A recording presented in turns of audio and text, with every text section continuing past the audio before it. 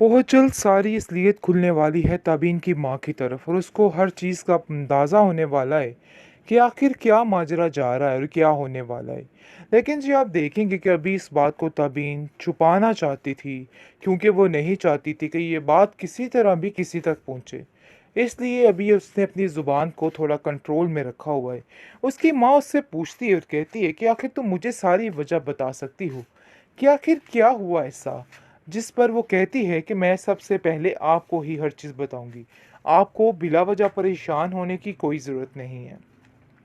लेकिन जी आप देखेंगे कि जैसे ही ताबीन की नज़र पड़ती है रीबा और रेयान पर, देखकर काफ़ी हैरान हो जाती है और कहती है कि देखो रीबा, मुझे तुमसे इन्हीं चीज़ों की उम्मीद और तवक्को थी।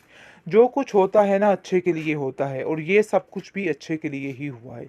इसलिए बेहतर यही है कि फजूल हरकतें करने के बजाय अभी भी अपनी ज़िंदगी को सीरियस तरीके से गुजारने पर फोकस करो। जिस पर रेयान उसको जलील कर देगा और कहेगा कि तुम्हारा मसला नहीं है, तुम इन बातों को लेके बिला वजह परेशान मत हो और दूसरों की बातों में इंटरफेयर मत करो। लेकिन जी आप देखेंगे कि ताबीन भी अब साफ साफ खरे अल्फाज इस्तेमाल कर देती है और कहती है कि मुझे भी आप लोगों की ज़िंदगियों पर कोई फ़र्क नहीं पड़ता। आप लोग चाहे लाख जो कुछ मर्जी करें, मुझे इन सब चीज़ों से कोई सरोकार नहीं है। बात तो ये है कि अब आप लोगों को भी समझना होगा कि आप लोग भी मेरी ज़िंदगी में इंटरफेयर ना करें तो ही अच्छा है, क्योंकि ये सब कुछ करना आपके लिए भी सेफ नहीं है। इस तरह से आप देखेंगे कि सारी असलियत खुल के सामने आ ही जाएगी।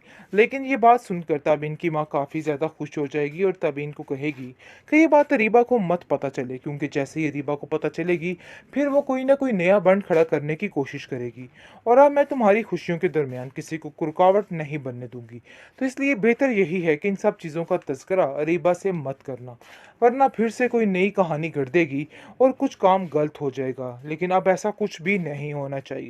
पुरानी सारी बातों को साइड पे रख के और इस अरीबा की बातों को साइड पे रख के अपनी ज़िंदगी की तरफ तुम्हें तवज्जो देनी होगी और सोचना होगा कि आखिर आखिर तुमने क्या करना है और क्या नहीं करना है, जिसके लिए अब मैं हर वक्त तैयार अपनी सारी जिम्मेदारियों को निभा तो रहे हो, लेकिन फिर भी तुम्हें ये समझ नहीं आ रही कि तुमने क्या करना है। तुम क्यों इस तरह से मुंह फेर रहे हो मुझसे? क्या तुम मुझे इस बात का रीज़न बता सकते हो? जिसको सुनकर वो कहता है कि तुम मेरे दिल से निकल चुकी हो, हमेशा हमेशा के लिए। और अगर तुम ऐसा सोच रही हो कि दोबारा ये सब कुछ हो सकता है, तो तुम्हारी बहुत बड़ी गलतफहमी है बेबी। ऐसा कुछ नहीं हो सकता है। अगर ऐसा सोच भी रही हो तो अपने दिल से ये सारे वहमो गुमान निकाल दो। मुझे तो तुम्हारी समझ नहीं आ रही कि आखिर तुम क्या चाहती हो। देखो, मैं सिर्फ अपनी जिम्मेदारी को पूरा कर रहा हूँ। इसके अलावा मेरी ज़िंदगी का और कोई मकसद नहीं है। और अगर तुम सोच रही हो कि मैं तुम्हें दोबारा अपनी ज़िंदगी में लाने के लिए ये सब कुछ कर रहा हूँ, तो ये तुम्हारी बहुत बड़ी बेवकूफ़ी है। ऐसा नहीं हो सकता और कभी भी मैं ऐसा नहीं कर सकता। दूसरी तरफ तबीन की माँ काफ़ी ज़्यादा खुश है और तबीन को कहती है कि तबीन, तुम मुझे बता सकती हो, हर बात शेयर कर सकती हो कि आखिर तुम्हारे दिल में क्या मामला चल रहे हैं। तुम्हें ऐसा क्या लग रहा है जिसकी वजह से तुम काफ़ी खुश हो? मैं तुम्हारी माँ हूँ और ये मेरा पहला हक है सब कुछ बताने का, सब कुछ पूछने का। जिसको सुनकर काफ़ी ज़्यादा घुटन महसूस करती है और वो कहती है कि ऐसा कुछ भी नहीं है, क्योंकि वो जानती है कि रीबा की चालें उसकी आड़े आ जाएंगी। जैसे ही कोई खुशी की खबर मिलेगी, रीबा फिर से उसकी ज़िंदगी तबाह करने की तरफ चल पड़ेगी और हर चीज़ उसकी तबाह फना कर देगी। बस यही दुख उसको खाए जा रहा है। उसको ऐसा लग रहा है कि ज़िंदगी में कामयाब होना उसके लिए बहुत बड़ी बेवकूफ़ी है और ऐसा नहीं होगा। लेकिन ये उसकी बहुत बड़ी गलतफहमी हो चुकी है। ऐसा करने से बिल्कुल उसको नहीं डरना चाहिए, बल्कि अपनी ज़िंदगी को अच्छे तरीके से शुरू करना चाहिए, वरना उसकी ज़िंदगी काफ़ी हद तक पीछे रह सकती है। इस ताबीन को समझना मुश्किल होता जा रहा है, कभी हाँ और कभी ना। इन्हीं चीज़ों में ये लोग इन एपिसोड्स को खींच खींच कर पता नहीं कहाँ लेके जा रहे हैं। जैसा कि आपने देखा है कि ताबीन काफ़ी ज़्यादा अपनी ज़िंदगी में खुश होना शुरू हो चुकी थी, लेकिन फिर उसने सोचा कि नहीं, उसकी खुशी सिर्फ़ और सिर्फ फ़यान से है। लेकिन अभी जाकर फिर उसको अंदाज़ा हो रहा है कि वो बहुत बड़ी गलती कर रही है इस इंसान को अपने हाथों से गवा के, जिसके लिए वो शहरयार से फिर से दोस्ती करने पर आमादा हो चुकी है और काफ़ी ज़्यादा अच्छा वक्त उसके साथ गुजार रही है। लेकिन दिल ही दिल में उसको समझ नहीं आ रही कि आखिर वो ठीक कर भी रही है या गलत कर रही है। लेकिन वो जैसे ही देखती है अरीबा को एयान के साथ, तो काफ़ी ज़्यादा उसका दिल तकलीफ़ खा जाता है और वो सोचती है कि आखिर ये सब कुछ क्या हो गया। मुझे तो कुछ समझ नहीं आ रही कि आखिर ये क्या होना है। ये सब चीज़ें मुझे बिल्कुल ख़त्म करके रख देंगी। अयान भी अपनी ज़िंदगी में काफ़ी मगन है, लेकिन अरीबा की ये सोच हरगिज़ गलत है कि अयान दोबारा से उसकी मोहब्बत में मुब्तला होगा। ऐसा नहीं हो सकता है। अगर वह ऐसा सोच रही है तो सरासर गलत है, क्योंकि सरासर बेवकूफ़ी है। अब उसके दिल में कोई भी नहीं है।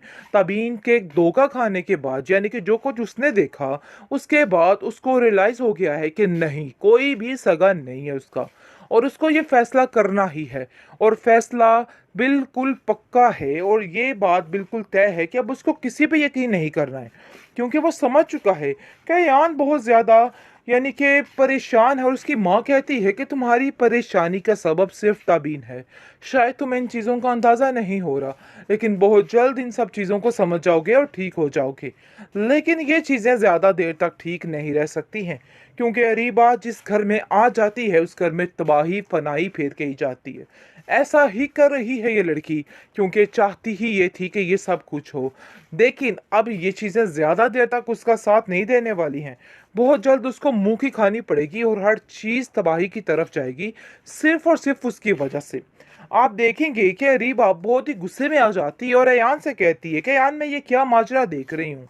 तुम मुझे बिल्कुल इग्नोर करने की कोशिश कर रहे हो। अपनी सारी जिम्मेदारियों को निभा तो रहे हो, लेकिन फिर भी तुम्हें ये समझ नहीं आ रही कि तुमने क्या करना है। तुम क्यों इस तरह से मुंह फेर रहे हो मुझसे? क्या तुम मुझे इस बात का रीज़न बता सकते हो?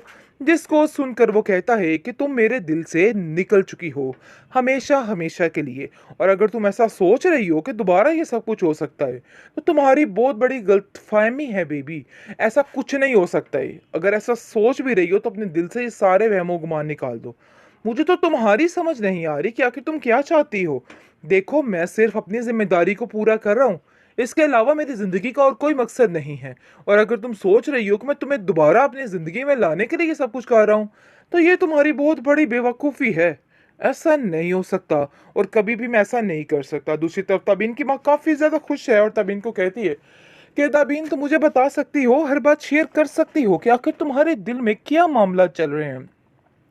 तुम्हें ऐसा क्या लग रहा है जिसकी वजह से तुम काफ़ी खुश हो? मैं तुम्हारी माँ हूँ और ये मेरा पहला हक है, सब कुछ बताने का, सब कुछ पूछने का।